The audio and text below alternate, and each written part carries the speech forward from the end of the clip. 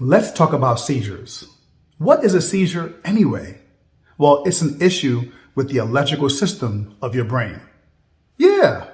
I mean, your body works in so many kind of ways, like you know about how blood carries oxygen to give healthy tissues, or how you need water for almost every single function of your body. Well, electricity is important too. I mean, how do you think your heart beats right on time, right on rhythm, right on target every time? It's electricity.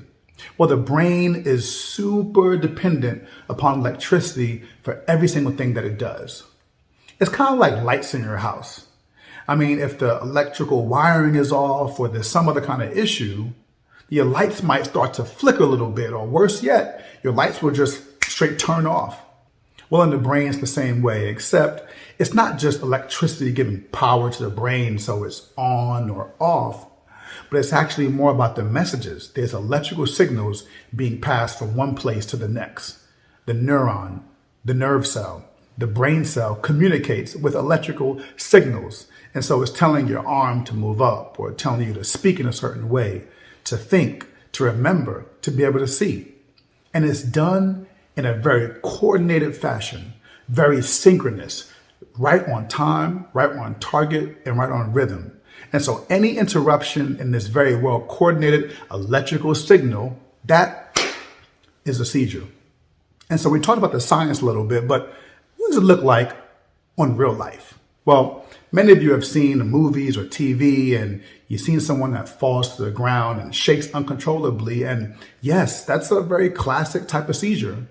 But it can also be on a different side, where maybe someone just stares off and they've gone blank for a few seconds. But something that's pretty common to all of them is that this person will just lose a sense of awareness for a few seconds to a few minutes. They won't remember what has happened. And so what to do if you see someone having a seizure? Well, to be honest, the first thing, of course, is call 911. That's first thing off the cuff. And I'm going to break a few myths right here. The person will not choke on their tongue, and no, you shouldn't put your hand in their mouth. But what you should do is turn them over to their side to kind of prevent them from actually choking if they're laying on their back. So call 911 and turn them onto their side. The last thing I'm going to say is what to do if you've had a seizure. Well, of course, I want you to see a doctor. I want you to get to the hospital, get the treatment. Seizures sometimes need medicines to stop it. Sometimes they stop on their own. But the testing that happens is sometimes pictures of your brain. Sometimes they look at the brain waves to kind of get a sense for if they think you're going to have a seizure or not.